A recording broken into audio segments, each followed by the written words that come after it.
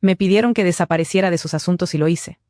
Pero ahora soy la única que puede abrir la puerta donde quedó encerrada, la persona que me rogó que no volviera a acercarme. No voy a poner nombres reales porque sigo aquí adentro, y porque todavía me pasa lo mismo cuando los escribo.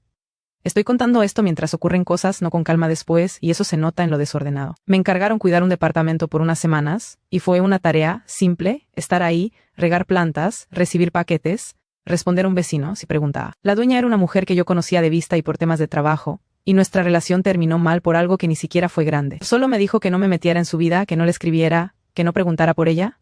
Luego, un día, me buscó con prisa y me ofreció pagarme por quedarme en su lugar, porque se iba de golpe y no podía dejarlo solo. La primera noche no pasó nada raro, y por eso al segundo día me sentí demasiado cómoda. Revisé el closet de servicio para ver dónde estaba el breaker, y encontré una llave con etiqueta de bodega, sin número, solo un trazo como de pluma gastada. Pensé en humedad, en que quizá debía mover cajas para evitar que se dañara algo, y bajé al área de bodegas del edificio. La puerta de la bodega estaba al final de un pasillo sin ventanas y olía a concreto mojado. La llave entró sin esfuerzo, como si se hubiera usado hace poco, y eso me pareció normal, hasta que vi el candado por dentro, colgando abierto, como si alguien lo hubiera soltado para que yo no batallara. No me fui en ese momento, y esa fue la decisión que todavía siento como un error simple, casi tonto. Adentro había cajas con cosas de casa, ropa, herramientas, y también una bolsa negra gruesa amarrada con cinta. No la abrí, pero la moví para ver si debajo había humedad, y me quedé con la sensación de que estaba tibia, no caliente, tibia como si hubiera estado contra un cuerpo o en un cuarto cerrado. Me dije que era el material, que mi mano estaba fría, y la dejé donde estaba.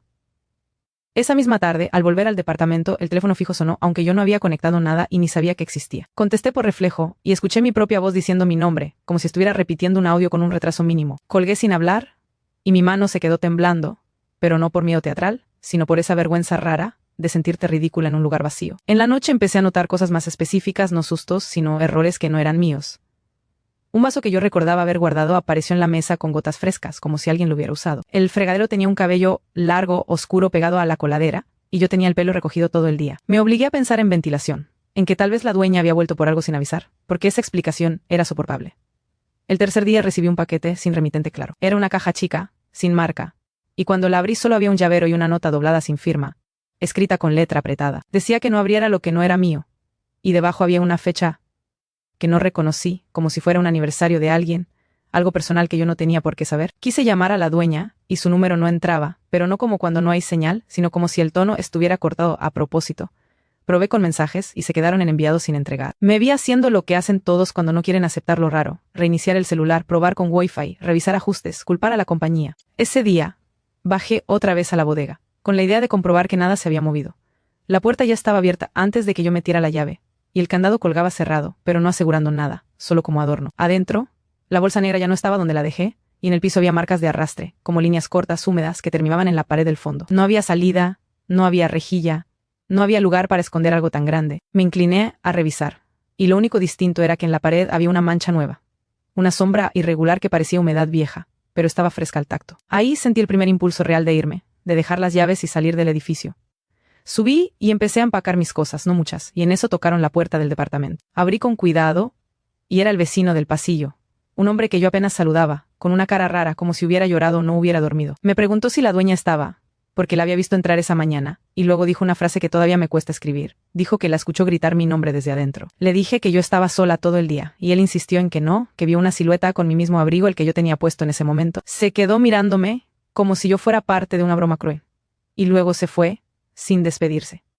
Cuando cerré, noté que el pestillo interno estaba corrido, como si alguien lo hubiera puesto desde adentro antes de que yo abriera. Esa noche empezó lo que ya no pude atribuir a fallas normales.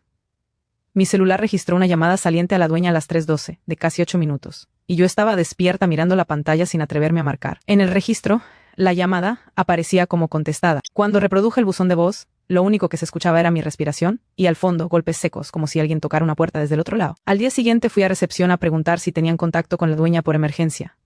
El guardia me dijo que ella bajó a dejar un paquete en la mañana, firmó en el libro y se fue. Me mostró la firma, y era mi nombre, escrito con una letra muy parecida a la mía, pero no igual, como si alguien hubiera practicado imitarla sin lograrlo del todo. En ese punto hice algo que ahora suena obvio, pero que en el momento fue un acto de orgullo torpe. Bajé a la bodega con el llavero que llegó en el paquete, porque tenía otra llave pequeña que yo no había visto antes y pensé que era para un candado interno o una caja. Me repetí que si entendía el mecanismo se acababa el problema, como si esto fuera un acertijo.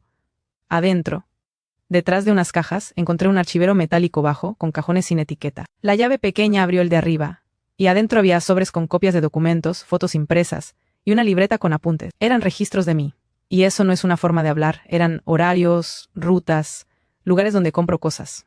Hasta marcas de shampoo que uso, como si alguien me hubiera observado con paciencia por semanas. En las últimas páginas había notas sobre la dueña del departamento, como si la misma persona hubiera seguido su vida también. Había una frase repetida varias veces, con la misma tinta, como si se hubiera escrito en distintos días. Si ella se va, tú te quedas. Y debajo, otra frase, abre para que entre.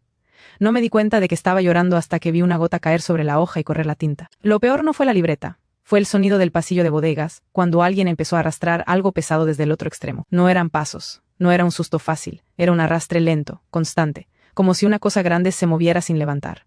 Me quedé quieta con la libreta en la mano, y escuché cómo el arrastre se detenía justo frente a mi puerta. Luego empezó un golpe una vez, otra, con un ritmo paciente, como si el que estaba fuera supiera que yo iba a abrir.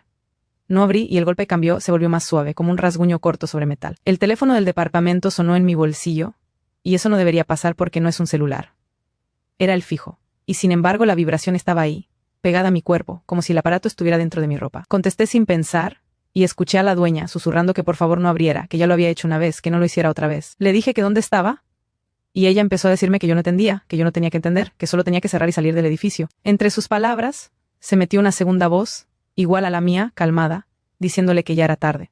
La llamada se cortó sola, y el golpe del otro lado de la puerta se detuvo como si hubiera recibido una señal. Cuando logré moverme, salí de la bodega sin mirar atrás y subí al departamento. En el pasillo, el vecino estaba parado frente a mi puerta, con la cara pálida, y me dijo que no podía entrar al suyo porque la cerradura giraba y giraba sin abrir. Me extendió su mano para que yo viera la llave, y en su llavero estaba el mismo llavero que venía en mi paquete, idéntico, como si se hubiera multiplicado. Le dije que llamáramos a un cerrajero y él dijo que ya lo hizo, pero que cuando el cerrajero llegó, tocó mi puerta y preguntó por mí, usando el nombre de la dueña. Ahí fue donde me di cuenta de que el edificio entero ya estaba participando, aunque nadie lo supiera, como una infección de detalles. La consecuencia inmediata llegó esa misma tarde. El guardia de recepción desapareció de su puesto por casi una hora, y cuando volvió, regresó con la mirada vacía y un hilo de sangre seco en la oreja. Dijo que fue al sótano, porque escuchó que alguien pedía ayuda, y encontró una puerta que antes no estaba, con una placa sin número, y que adentro había un cuarto con estantes, y en uno de los estantes estaba su propia identificación, recién plastificada, con una foto donde él estaba sonriendo, pero con una expresión que él no reconocía. Esa noche, la dueña por fin me llamó desde un número desconocido. Me dijo que yo había entrado en su bodega, y que por eso ya no podía volver, que cuando alguien abre ese archivero, el lugar decide a quién copia primero. Me habló como si yo fuera responsable de algo que llevaba años pasando, y yo le respondí que ella me puso aquí, que ella me dio la llave, y guardó silencio como si eso fuera cierto y aún así no importara. Me pidió que hiciera una cosa, una sola, que bajara y cerrara el cajón con la libreta, y que dejara la llave adentro. Dijo que si la llave se quedaba fuera, se seguía repartiendo. Le creí porque necesitaba creerle, y también porque empecé a pensar que el patrón era ese, que todo se activó cuando yo abrí, y que se podía desactivar si yo cerraba. Bajé otra vez, y no lo digo con valentía, lo digo como se hace algo cuando ya estás metida hasta el cuello. La puerta de la bodega estaba abierta, y adentro el archivero estaba en el centro del cuarto, como si alguien lo hubiera empujado para que yo no perdiera tiempo. El cajón de arriba ya estaba abierto y la libreta no estaba. En el piso, frente a mí, había un sobre con mi nombre escrito con esa letra parecida. Adentro estaba mi credencial de trabajo, la que yo tenía en mi bolsa. Toqué mi bolsa, la abrí. Y el espacio donde siempre va la credencial estaba vacío. Sentí que la lógica se me rompía en algo simple, como cuando te falta un diente y tu lengua no deja de buscarlo. Detrás de mí, sin pasos, sin aviso, escuché a alguien respirar como yo respiro cuando subo escaleras. Me giré y vi mi propio reflejo en una lámina de metal apoyada en la pared, pero yo no estaba parada como estaba mi cuerpo. En el reflejo yo tenía los hombros sueltos, la cara relajada y estaba sonriendo apenas como alguien que ya decidió. No recuerdo haber corrido, pero aparecí en el pasillo de bodegas, golpeando la puerta con la mano, y la puerta no abría porque el picaporte no giraba. Del otro lado, alguien giraba el picaporte al mismo tiempo, sincronizado conmigo, como si estuviera aprendiendo mi movimiento. Y entonces escuché la voz de la dueña, muy cerca, diciendo que no lo hiciera, como si ella estuviera del otro lado, o como si ella estuviera en mi cabeza. La puerta se abrió sola y yo caí hacia afuera. El pasillo estaba vacío, pero en el piso había marcas nuevas de arrastre que subían por la rampa, como si algo pesado hubiera pasado hacia arriba, hacia los departamentos. Subí temblando, no por un susto, sino por el esfuerzo de mantenerme entera. Y cuando llegué al pasillo de mi puerta, vi a la dueña. Estaba parada frente a su propio departamento, con la espalda recta, y cuando volteó, me miró como si no me conociera. Me preguntó quién era yo y por qué tenía sus llaves, y lo dijo con una calma que no era normal en alguien que te suplica hace horas. Intenté decirle todo, y me di cuenta de que yo no podía usar su nombre. Se me atoraba la lengua, como si ese dato ya no me perteneciera. Atrás de ella, en la rendija de la puerta, vi que había una sombra moviéndose, no como una persona caminando, sino como una masa pegada al piso, arrastrándose lento. La dueña puso su mano en la perilla, y yo le agarré la muñeca para impedirlo.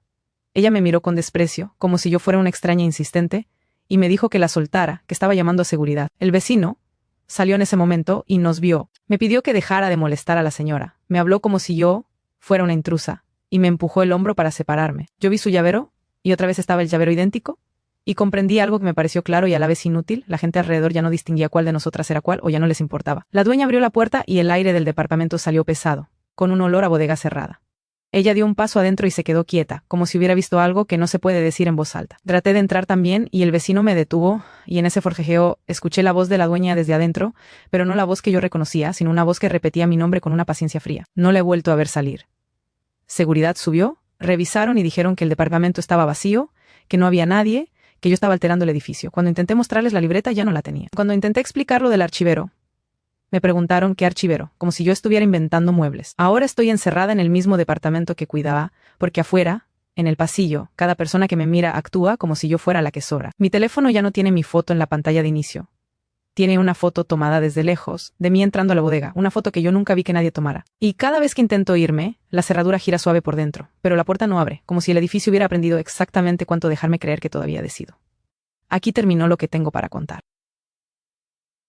Cuéntame en los comentarios qué parte de la historia te resultó más intensa. Suscríbete y activa la campanita si quieres seguir escuchando más relatos. En la descripción están los enlaces a otros canales de nuestra familia con distintos contenidos.